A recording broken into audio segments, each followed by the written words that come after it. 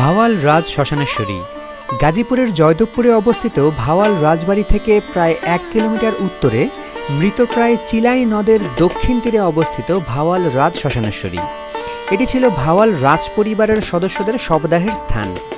Hello everyone, আশা করি সবাই ভালো আছেন। আজকে আমরা আসছি রাজ শ্মশানেশ্বরী মঠ, এটি গাজীপুরে অবস্থিত। আজকে আমরা এই মঠটি ঘুরে দেখব এবং আপনাদেরকে দেখাবো এই মঠের বর্তমান অবস্থান। তো চলুন শুরু করা যাক।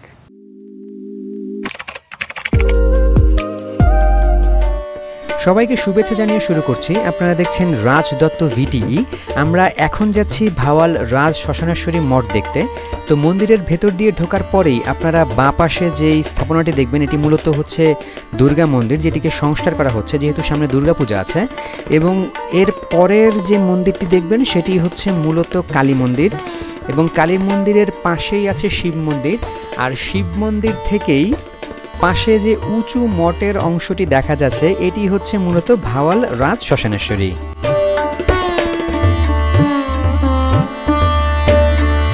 এটি মূলত ভাওয়াল রাজ পরিবারের মঠ। আমরা দেখতে পাচ্ছি মঠের মাঝখানের যে গম্বুজটি আছে এটা কিন্তু যথেষ্ট উঁচু, আর এর দুই পাশে দুটি সমান গম্বুজ আছে এবং তার দুই পাশে কিন্তু আরও কিছু গম্বুজ আছে। এখন পেছনের অংশে গম্বুজ আছে কিনা সেটা আমরা খুব একটা জানি না। ভাওয়ালের জমিদার জয়দেব নারায়ণের দৌহিত্র লোকনারায়ণ রায় বাংলা 1250 থেকে 1260 সালের মধ্যে গড়ে তোলেন এই ভাওয়াল রাজ শ্মশান।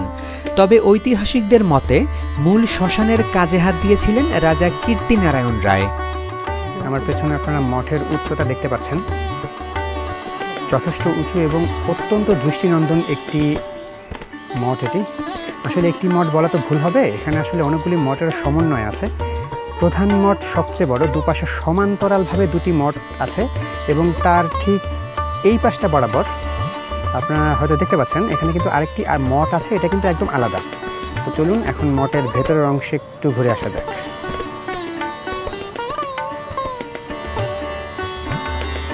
এখানে লাগাতার 3টি গেট দেখতে পাচ্ছি, আর মাঝখানের গেটের ঠিক ওপরে আরেকটা জানলার মতো অংশ আছে। এর আগে আমরা টাঙ্গাইলে গয়াহাটা মঠ দেখেছিলাম, যার ভিডিও আমি আই বাটনে দিয়ে রাখবো, আপনারা চাইলে দেখে আসতে পারেন। তবে ভাওয়াল রাজ শ্মশানেশ্বরী আমার দেখা এখন পর্যন্ত সবচেয়ে বড় মঠ। এই হচ্ছে মঠের ভেতরের প্রধান যে গম্বুজটি আছে এর ভেতরের অংশ।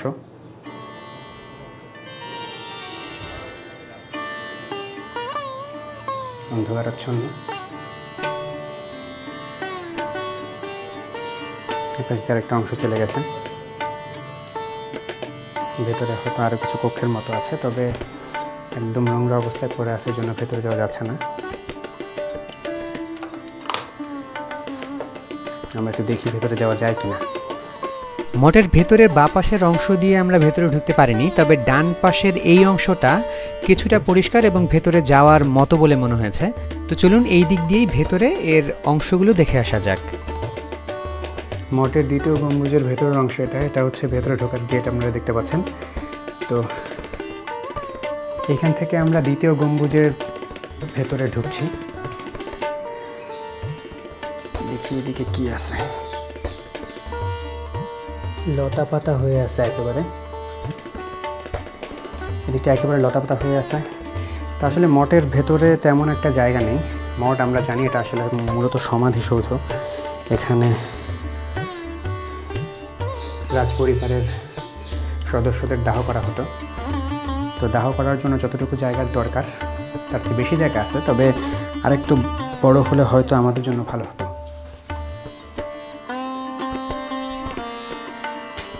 তো যাই বলছিলাম, মঠের ভেতরে আসলে ছোট ছোট কিছু চেম্বার দেওয়া আছে।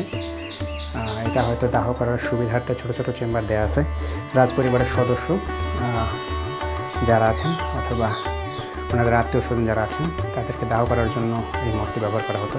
এখান থেকে কিন্তু ভাওয়াল যে প্রাসাদটি সেটা কিন্তু খুব একটা দূরে নয়, ওটা এখন জেলা প্রশাসন ভবন হিসেবে ব্যবহার করা হয়। দেখতেই পাচ্ছেন একদম জরাজীর্ণ অবস্থায় পড়ে আছে, আর এই দিক দিয়ে প্লাস্টার খসে পড়েছে।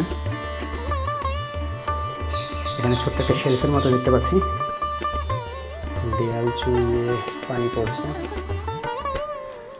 তো সত্যি বলতে কিছুক্ষণ আগে এখানে বৃষ্টি হচ্ছিল, তো বৃষ্টির জন্য আমরাও একটু দেরিতে এখানে আসি।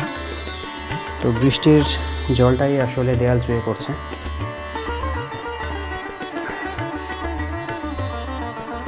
তো এই একটা কক্ষ দেখতে পাচ্ছি, ছোট একটা কক্ষ। তো এখানেও কিন্তু এই যে একটা শেলফের মতো দেখতে পাচ্ছি। প্রত্যেকটা কক্ষে এরকম একটা করে শেলফ আছে। এইখানে 3টা দরজার সংযোগস্থল দেখতে পাচ্ছি। এই একটা দরজা, এই দরজা এবং এই দরজা। দেখেন এখানেও কিন্তু ছোট্ট একটা শেলফ আছে।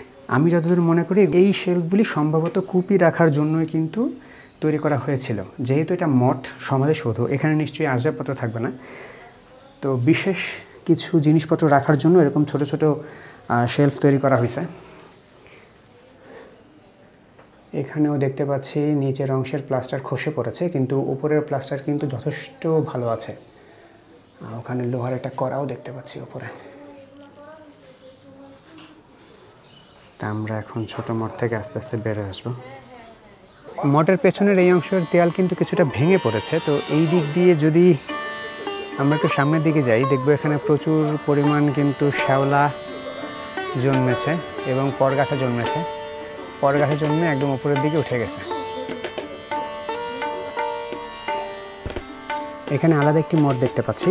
এটা হচ্ছে মূল মঠ, যেখান থেকে আমরা একটু ঘুরে আসলাম।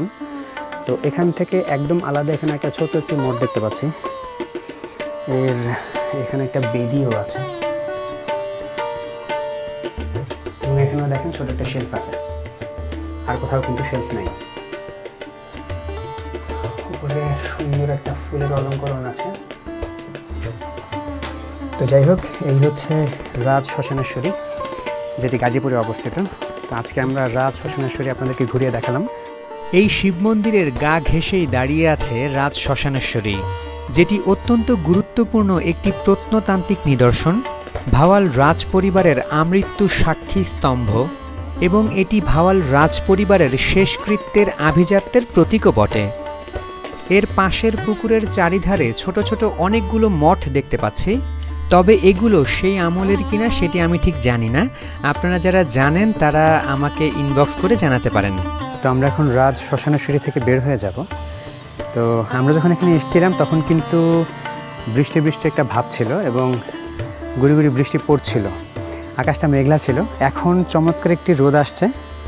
তো আপনারা দেখতে পাচ্ছেন এই সুন্দর রোদে কিন্তু মঠটিকে খুবই চমৎকার লাগছে।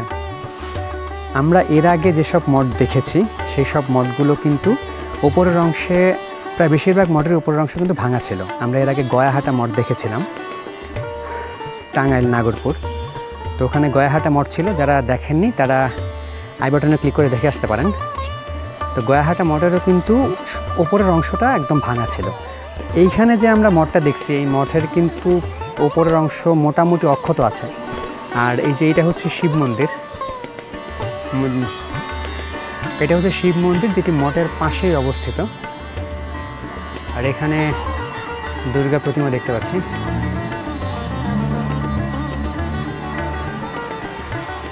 তো যাই হোক, এই ছিল রাজ শ্মশানেশ্বরী। আমরা এখন চলে যাচ্ছি, দেখা হবে অন্য কোথাও, অন্য কোনো চমৎকার লোকেশনে। ততক্ষণ পর্যন্ত ভালো থাকুন, আমাদের চ্যানেলটিকে সাবস্ক্রাইব করে রাখুন, লাইক কমেন্ট শেয়ার করে আমাদের পরবর্তী ভিডিও তৈরিতে উৎসাহিত করুন। ধন্যবাদ। এতক্ষণ মেঘলা আকাশ ছিল, রোদ ওঠার পর শ্মশানেশ্বরীর চেহারাই পাল্টে গেছে। খুবই সুন্দর লাগছে। রোদটি যখন এর গায়ে এসে পড়লো তখন আসলে দেখতে খুবই সুন্দর লাগছে। এখন শ্মশানেশ্বরী যতটা সুন্দর লাগছে, আমরা যখন এসছিলাম তখন কিন্তু এতটা সুন্দর লাগেনি, কারণ তখন আসলে মেঘলা আকাশ ছিল।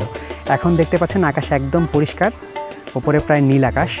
তো রোদটা যখন এপাশ থেকে এসে শ্মশানেশ্বরীর গায়ে লাগলো তখন শ্মশানেশ্বরীর চেহারাই কিন্তু একদম পাল্টে গেল। আমি এখানে এসেছি মোটামুটি অনেকক্ষণ। তো আমি হয়তো এর মধ্যে চলে যেতাম। যখন রোদ আসছে তখন শ্মশানেশ্বরী এত সুন্দর লাগছে যে আসলে আমার এখান থেকে চলে যেতে ইচ্ছে করছে না। আজ এ পর্যন্তই, দেখা হবে অন্য কোথাও, অন্য কোনো চমৎকার লোকেশনে। ততক্ষণ পর্যন্ত ভালো থাকুন, আমাদের চ্যানেলটিকে সাবস্ক্রাইব করে রাখুন, লাইক কমেন্ট শেয়ার দিয়ে আমাদের পরবর্তী ভিডিও তৈরিতে উৎসাহিত করুন। ধন্যবাদ।